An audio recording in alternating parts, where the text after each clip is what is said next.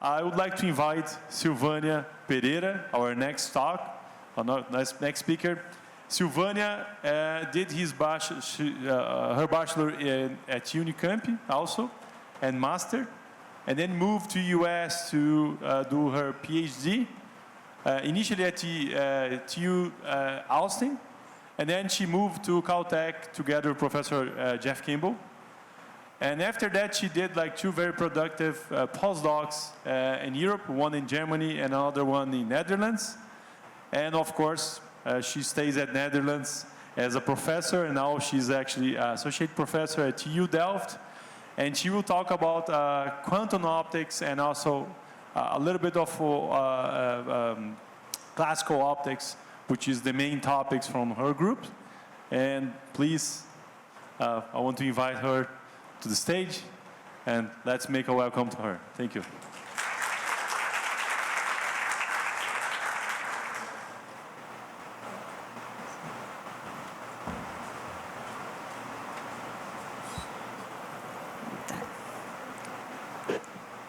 First, I would like to thank the organizers for inviting me to come back to Brazil to present my work. After many years, I've been in the Netherlands. And I would like to show you the work that I've been doing the last 10 years, and especially because we have had some very interesting results the last couple of years. As I said, I am in the TU Delft, and we work with Coherent Fourier Scatterometry, and I will explain that. But before that, I would like to say a few words about why we're doing this. And yesterday, Vanderlei Bagnato said about that light is everywhere is photons, there are a lot of applications. And I'm going to show here something that not many people have talked about, and was about integrated circuits, which has been a big revolution in the last 30, 40 years in our lives, because transistors, they have become very small, and today we all have in the pocket a nice smartphone, we have computers.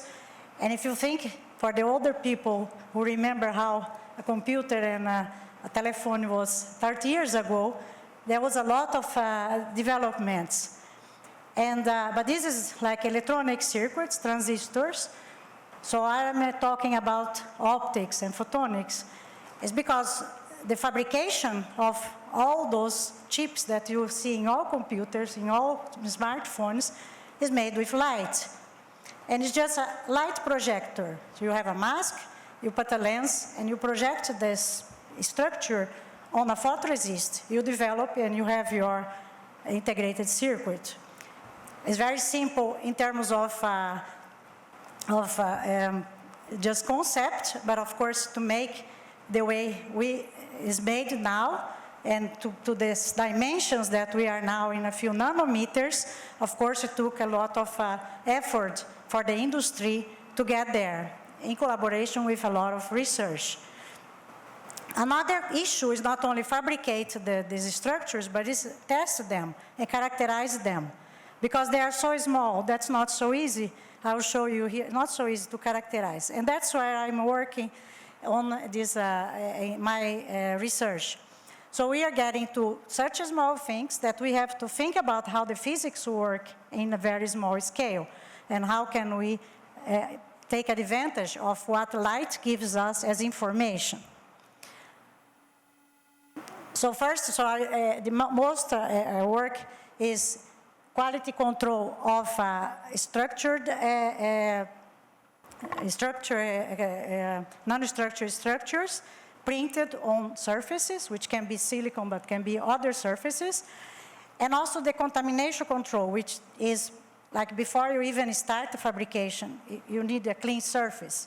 Because if you fabricate something a few nanometers and you have a dust, it's not going to work. So you need to have also a clean surface. In my work, we have been applied to contamination control for silicon carbide, gallium nitride wafers. So silicon carbide and gallium nitride are new materials in the last few years has been used in power electronics, so for making detectors make solar panels. There are other LEDs. And also the plastic solar panels, which is being developed in the Netherlands mostly. And plastic-based LEDs, which will substitute these light bulbs by a sheet of light. And nanostructure general characterization, for example, for photonics. Because sometimes you want to know how good is your fabrication. So why do we use light? So that's the first question, because you could use an electron microscope, you could use atomic force microscope, and all those fancy microscopes. But I'll show you here that light has a lot of advantages. It's very fast, it's non-invasive, so you're not disturbing your system, and can be in situ, so you can do the test right in the production line. The main problem of light is why you can just use a light microscope is the accuracy, because what we need is an accuracy which is much smaller than the wavelength of the light, which is 500 nanometers. So direct imaging is not going to work because the diffraction limit.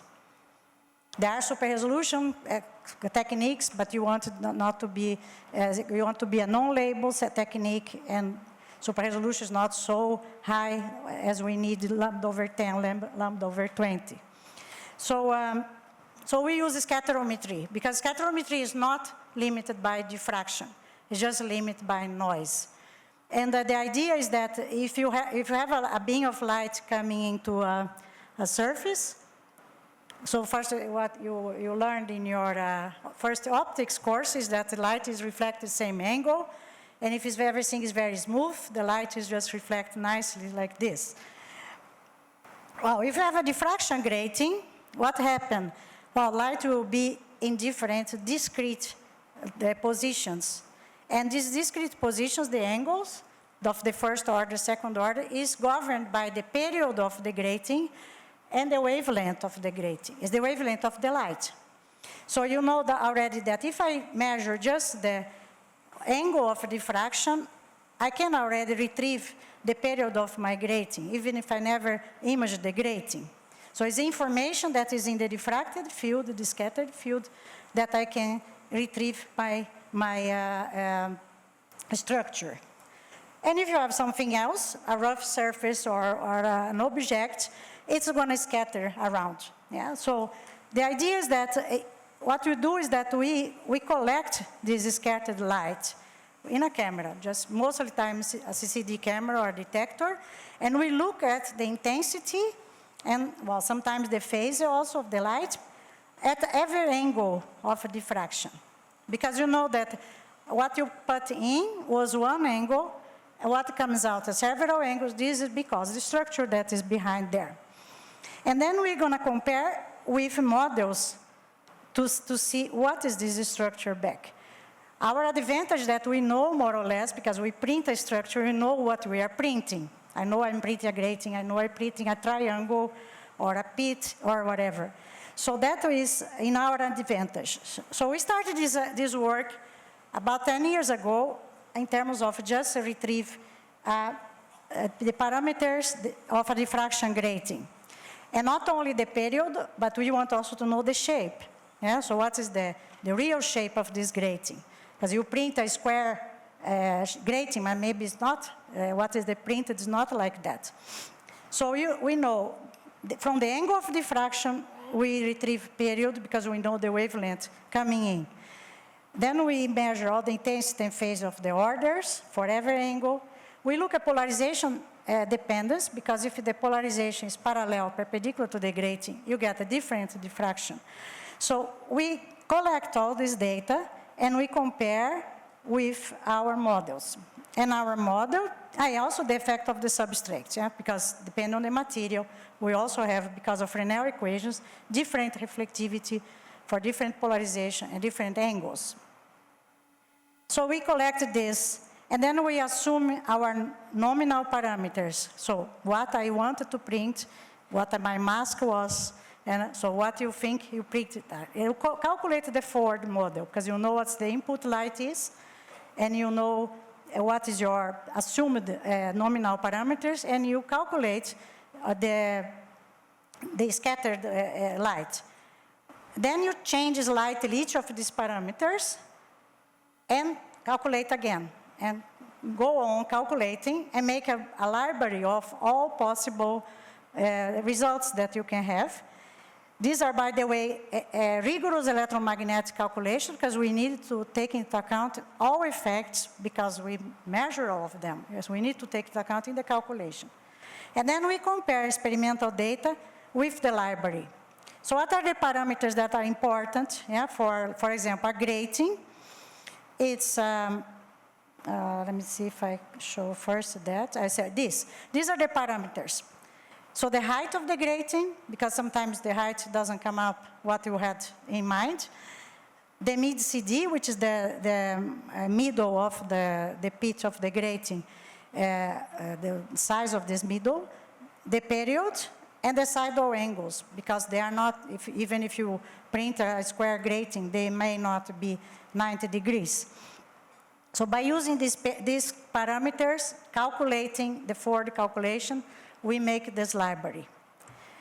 All this is being done by the industry already. There is a machine that does this calculation and these measurements.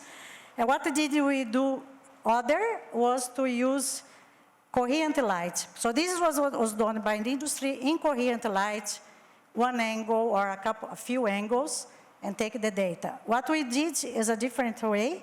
We focus the light, focus coherent light into the grating. So what's the advantage of this is that we have all angles at the same time shining into the grating, because you can decompose every angle. No.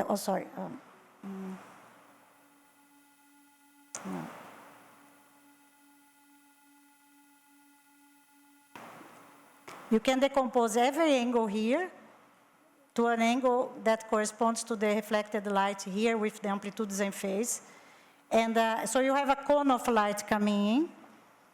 And the refracted light will also be a cone, but then shifted by the first minus or first order, and plus first order.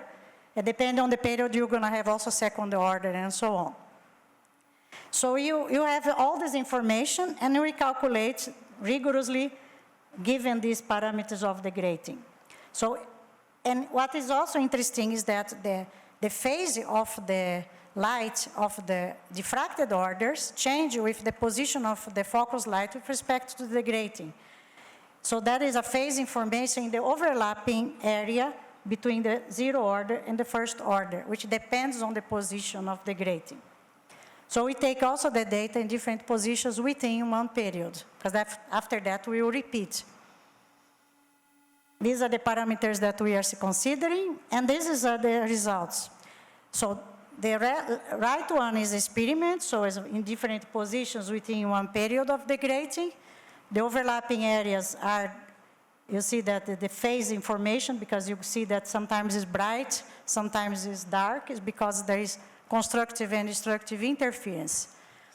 And these are the simulations that best match our results. Well, this is just like a few camera pictures and calculations, nothing else. And then the comparison. And this is the result compared to, for example, AFM. The height can be measured very nicely with AFM with a few nanometers error. The mid-CD can be measured with an electron microscope, because you can take a picture of the grating itself. And the sidewall angle is difficult to measure. I'll show you later how you do that.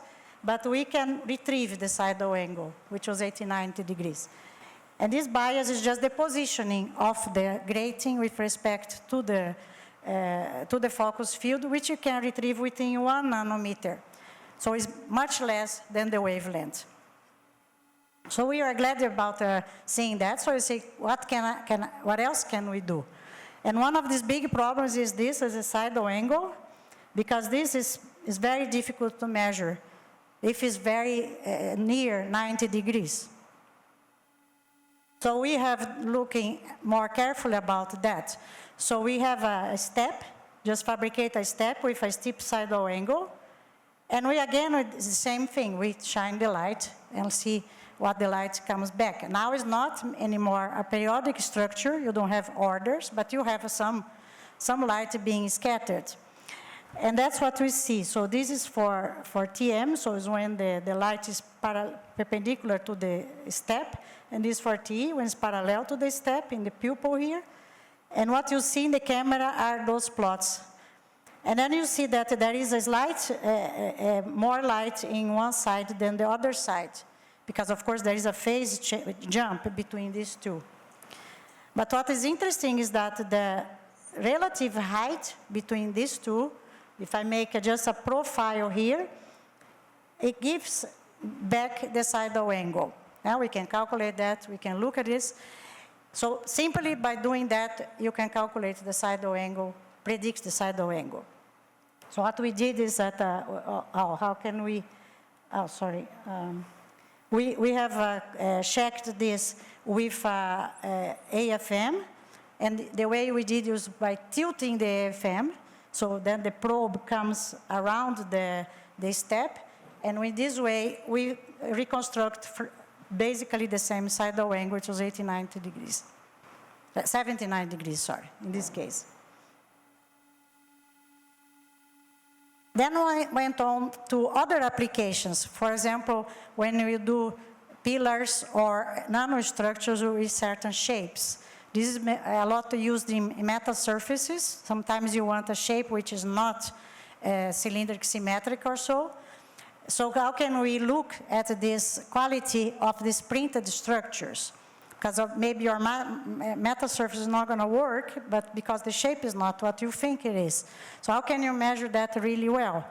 So what we did here is we also made this model. So we have considered a small pillar with different shapes. So like cylindrical, square, triangle, and elongated rectangle. And we did, again, the calculations, also considering both polarizations. And we found out that the symmetry of the far field was related to the shape of the structures. So here is an example. So these are the calculations, and this is the data. And you see that some areas around the border of the far field is more illuminated than the other areas. And that gives us the hint of the shape of the structure. And this is the difference between when you rotate the structure around, the periodicity of these bright areas change with the shape. So one is triangle, one is rectangle, one is square, and the one that doesn't change too much is the cylindrical.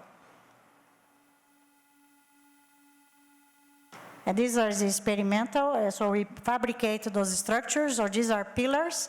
So the crosses are only markers, but the pillars are here, and you have the cylindrical pillars, the square ones, the triangle, and the rectangular. These are SEM pictures of these four shapes.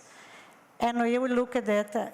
This periodicity is back, so you see back the periodicity here in the case of the square pillars, the rectangular pillars, for different sizes of the pillars, even being sub-wavelength. Now I'd like to go for another important area in this fabrication business is the contamination control. So before, as I said, before we start fabricating, the surface should be extremely clean. And how can we inspect that? But clean to the order of few nanometers. So again, we use scattered light, because again, if you have a small object there, it will scatter light around. And with that, we can do particle counting, particle size classification, and particle location. So how we do this? Again, we focus the light. Because again, we want to have a whole spectrum of scattered angles, and then because we will have a small spot, you scan around, scan either the sample or the beam, and you map out where there is a scattering which is different from the normal scatter of a smooth surface. So when you do that, you get like for a line, so when a particle flies under the focus spot, you see that there is a change in the scattering. And instead of taking the entire far field like we are doing before, what we do is that we divide this in two halves, a detector, just a split detector, and we subtract the left from the right. Because when there is nothing there, this signal should be zero. When you are in the middle of the particle, this signal should also be zero because scattering will be symmetric. But when you are in the side of the particle, flying around, the scattering will change from positive to negative. And that you'll see from the signal. So every time we see the signal when we are scanning, we know that there is a particle there. Another thing important is that the time of flight, that the particle is present in the signal, it depends on the size of the particle. Of course, calibrated by the speed that you are scanning. So we get the location of the particle, the size, and you can count how many particles you see. So we started this long ago, we already demonstrated that. But then we went further in looking at very small particles, because how good can we do? Yeah? And I said that we do below the wavelength, but how good? And this we calibrated with plastic particles, because they have very low contrast. So plastic particles on a wafer. And here is a machine learning system we built to differentiate those. So those signals are signals from particles of different sizes. And you see that there is a slight change in the width of the signal, depending on the size. So what we do, we calibrate many particles of the same size and ask the computer to learn about that. And after learn, you can give some particles, even particles that are not in the learning system, to distinguish what is the size of these particles. And you see that here is a work where we could distinguish between 40 and 60 nanometer particles within a mixture inside the wafer. Then we have to look at we are limited by noise. And of course, this signal that you see at some moment, because the scattering becomes too small, the noise will be larger. And then we fabricated some pillars, photoresist cubes of different sizes, and which are here, those four, here, 1, 2, 3, this one didn't come out, and around the markers. And you see that these are very small pillars, and the smallest ones were 25 by 25 by 25 nanometer pillars of photoresist. And we could measure with a 4 dB signal noise ratio. And this is a SEM picture of the pillars. And so you see that you can see and measure and calibrate the size of the pillars. So this is more or less our limit, only with the system in a simple way, as I showed. But at the moment we are being able to beat this noise and get better than a noise level, and then we can see even smaller particles. That is done with, it's called synthetic holography, where you mix also now in the system a moving mirror, and this moving mirror makes fringes in the system. And by taking the Fourier transform, you go to higher frequencies and you get rid of low frequency systems, and then you can make a better signal to noise ratio. So here is the particle that we could also barely see, and after this you see the particle quite clear here. And we had an improvement of 9 dB in the signal to noise ratio. Now I'm going to go to new things, because in the latest developments, we have new types of wafers. For example, silicon carbide and gallium nitride, which is used for power electronics. And they are not there with the flatness and smoothness from silicon wafers. They're still being searched how to do the polishing of those wafers. And so we have like characterized the types of defects that are found in those wafers. And these are stocking faults and polytype inclusions. So you see the polytype inclusions are very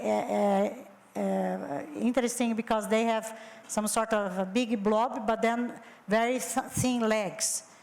And these is very difficult, for example, to resolve that with electron microscope because those legs doesn't appear there because this saturates the signal. So we are able to see the legs and also how long the legs are, even when they are very, very thin, a few nanometers. Also the same with the stacking faults, we see that there is a difference between the one side and the other. It becomes thinner because of the way that the fault is produced. With that information, they can try to fabricate and avoid this kind of faults. This is also with gallium nitride. We saw also those kind of very, very strange, things that goes deep in, and there are also some sort of hexagonal structures and defects, which can be also inside the wafer. And these are kind of defects that has been checked with a SNOM from the Metrology Institute of Germany, and you see that you see basically the same kind of defects inside those hexagonal. Now we join both. We see, okay, a structure that we have been fabricated, but then there is some contamination afterwards. That's also some problem because you never know what happened in between after you fabricate. And that is also very difficult for using scattering because the structure will scatter light, and if the particle is also scattering light, how can you distinguish from both? That's not so easy. And here, because we focus the light and we see locally what is going on, and you have like here in this case a grating, you know all the signals that we see that are periodic, they belong to the grating, and the other ones are the particles. And then we can assign where the contamination in the grating is. So you see all these red spots is the contamination on the grating. The same way with isolated structures, you see the same way. We look at all this contamination. And we check that with electron microscope.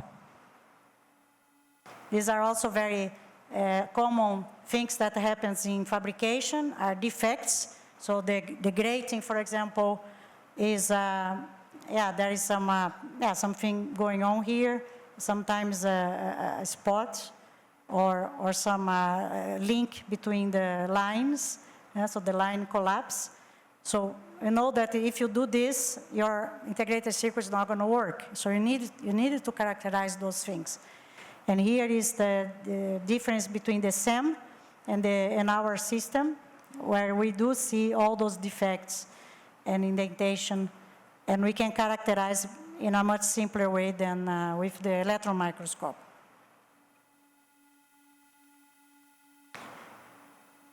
So now we come to the point of, okay, if you want to go for industrial applications, as I said, the scatterometry is used already in characterization of gratings, but in this case there are bigger gratings that they print on the wafers before they are doing all the fabrication. And they don't want these very big wafers, they want small, very, very small like markers that they can use. So our system is a very small spot. So it's very, very good to do those kind of inspection. But in some applications, they want to see large areas, like solar panels. They want to see, like, several centimeters or even a meter. So to scan a focus spot is going to take a long time. And then for the applications, it's not so interesting, this very small spot. So what we are also working together with some companies in Eindhoven is to look at how can we scan in a faster way as a large area. And the approaches are using multiple beams, so you have more focus spots at the same time, using rotation stages, because they can be very fast, beam scanning, using both galvanometers and digital mirror devices. And it can be also a combination of those techniques.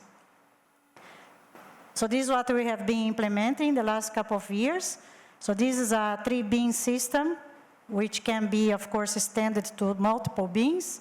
But this was just a proof of concept, just to see, okay, what's the right distance between these beams in order to have independent measurements.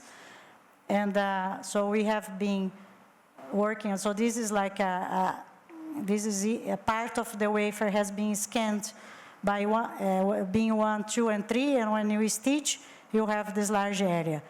And here, in the case of 3 beams, you have 3 times less time for scanning.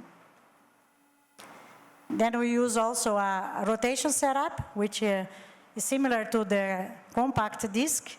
If you remember what that is, it's like the wafer rotates. Here's a wafer of about 10 centimeters. And this head, which is a very compact head we built using 3D printing, it scans just in one direction, the slow axis. So the fast axis is the rotation table, and this one is the slow axis.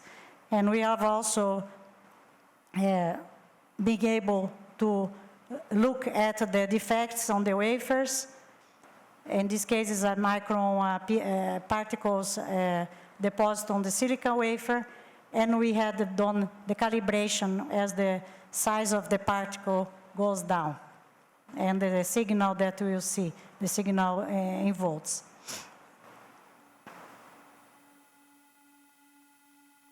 Here is using galvanometers. Galvanometers are also used a lot in confocal microscopy, so now you are scanning the beam, not the sample. In some application, maybe you want to keep the sample stand there, and the beam is scanning. And that is used by the galvanometer, and also we have demonstrated recently that you see this is an array of pits of 200 nanometers and 160 nanometer deep, and we are able to detect all those pits with a scanning mirror. And of course, in a much faster rate than the scanning piezo of the table that we used before. So if you combine, of course, different types of techniques, we can get several orders of magnitude in terms of time of scanning. And the last that is speeding up is the digital mirror device. I don't know if you know about this, but it's a mirror which has thousands of small mirrors, and they flip between the 0 state and the off state and the on state. So it means that if you move the beam, the mirrors that are light, it changes the angle at the lens, and will then scan the spot on the wafer.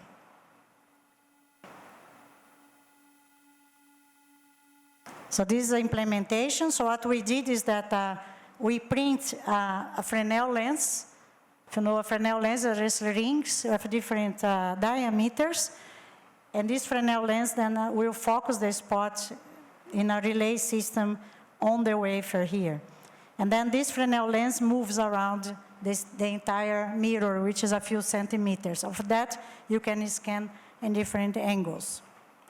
And this is a very, very fast system.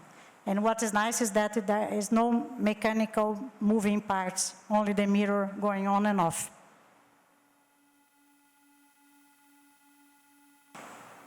So this, in parallel to this, we are looking at other applications of the detection of nanostructures and defects. And that is about detection deep into the substrate. Because in some applications, you want to see sometimes the back side of the wafer, because you don't want to go to the front side to do the test. And another development is a fiber-based system and use integrated optics. to make this whole system very, very compact. And the last one is the index of refraction reconstruction. Because as I said before, the scatter light depends on the substrate.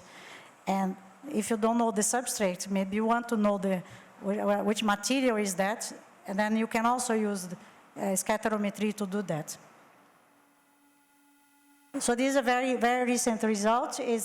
We are going focus through silicon, and it's about a 300 or 500 micron, so it's really a wafer, a silicon wafer, and the particles and contamination is under the silicon wafer. For that we use not visible light anymore because the silicon is not transparent for visible light, so we use near infrared because there is a window around 1 micron that is quite transparent. So we focus then the light inside the silicon and we scan to see the particles deep into the silicon wafer. Here are the results. So you see that there is a grating under the silicon wafer, and you see again the orders here. So these are different periods, so you see the overlap of the orders is different. This central area is the top surface being reflected, because you cannot avoid the top surface reflect. But you do see the grating under, and you can again do the same reconstruction that we were doing before in this case. Here are nanoparticles that are being deposited in an array. This is what we see when there is no layer, and this one a 300 micron silicon layer and a 500 micron silicon layer. So you see that the particles are again revealed there with a slightly smaller signal-to-noise ratio because of some aberrations that comes when you go deep into the surface. But we are able to detect them even if it is very, very deep layer.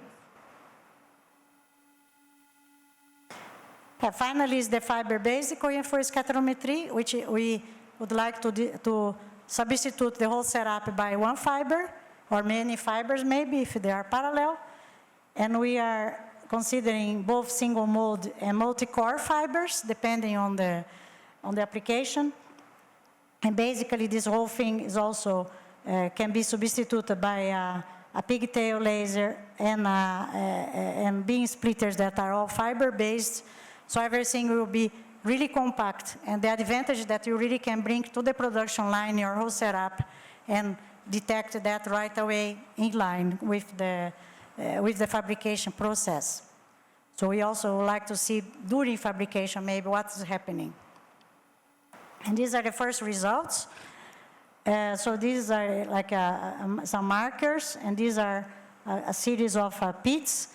Well, it's not yet very good, but you see that we do see the pits. So these are, the crosses are markers, and in between are small pits.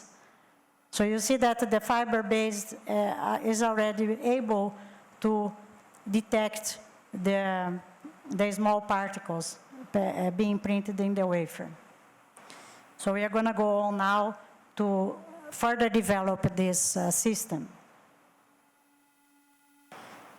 So finally, I would like to thank all my collaborators, all my postdocs and PhD students who work on this. Master and bachelor students have also contributed, and collaborators from mostly European projects, but also from national projects, our technicians, and the financial support, which is a combination of national project, European project, several companies, and metrology institutes that we use to calibrate everything we do, because otherwise nobody believes, so we need to calibrate. So PTB, BAM, and CMI from the Czech Republic, PTB from Germany, and BAM from Berlin. If you like more information, a copy of the articles about open positions, we have often open positions in the group, or even visits if you are in the Netherlands, so you can send me an email. And another announcement that may be interesting for students is since last year, we started our master in photonics and optics. It's called the MIPOP. And it's a master program of 2 years.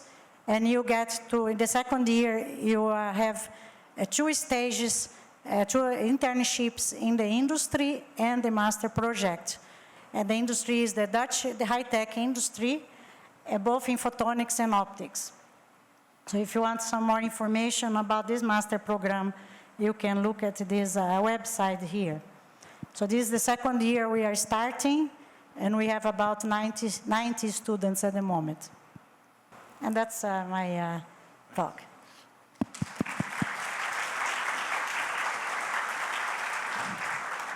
Thank you so much, Silvania. So we have time for a couple questions. We have one here and one there. Please. Thank you. Thank you so much for this super interesting talk. And I have a question to you.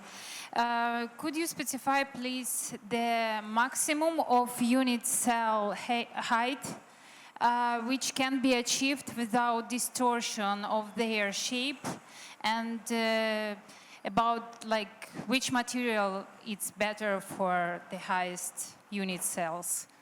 Could you specify, please?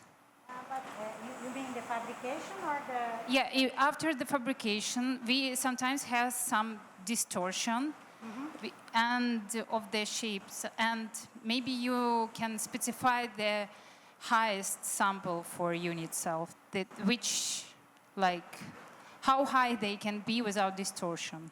Yeah, actually, we don't do self-fabrication. We get samples that are fabricated and we spec them. So we can tell you how good they are. So depends on who is fabricating. So those samples I showed are being fabricated in our clean room, but not by us. But we give them the nominal parameters. And some samples we got from industry, because they fabricate and we only inspect them. But we haven't looked at the highest you can be. We just do what they are like the normal type of samples that they fabricate, and they want to know how good they are after fabrication. But we could do, like, if you fabricated several heights, we could try to retrieve the heights and also see whether the sidal angle is still okay. Yeah, that we could do, but we don't have those samples. One more question there.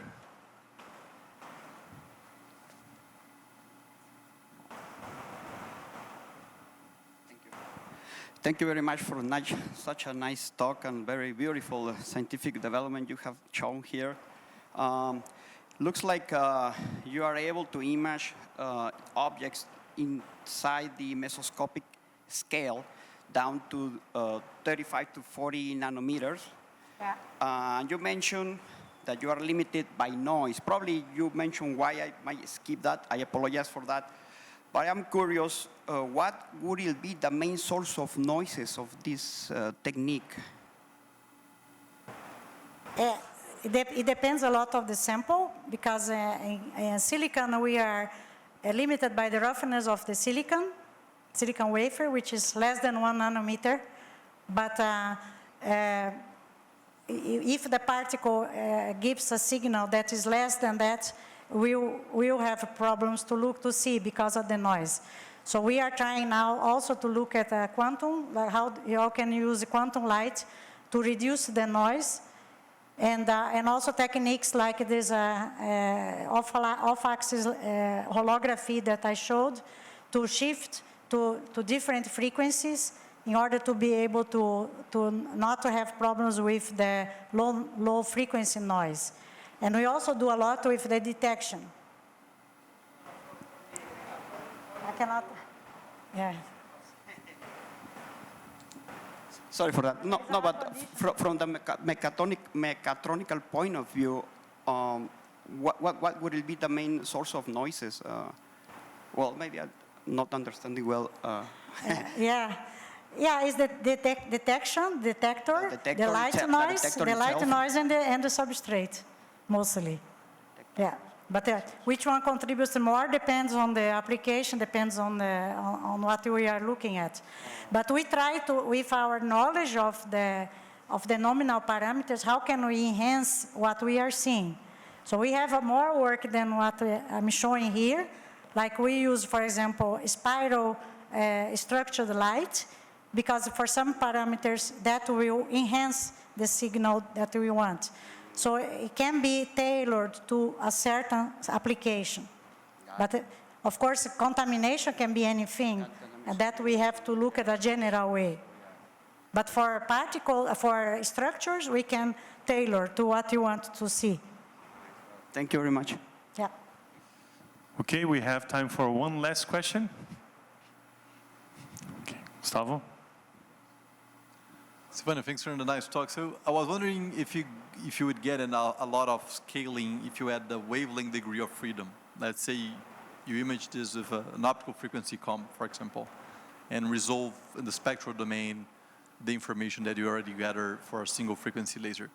Do you see that adding up to maybe times, ramping up, reducing the time it takes to scan, or adding any extra information that could make the technique better in a way? Yeah, I didn't show here, but we do. We have done the same work with a continuous laser, where in one shot you take all wavelengths at the same time, and that is also important for recognition of materials of particles when you don't know what kind of material it is. So we have a version of this system for all wavelengths at the same time. It's like an spectroscopy, but scatterometry with the spectral information. Yeah, it's published in one of our papers. Okay, let's thank Silvania again. Thank you so much.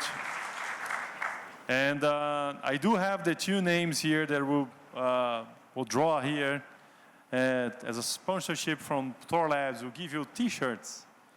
And the draw were made by the subscription that you did on the website. So you have a number there. So Vicente Silva Matos, sorry. Okay. And Aiko Kenzo Tezuka. Is it here?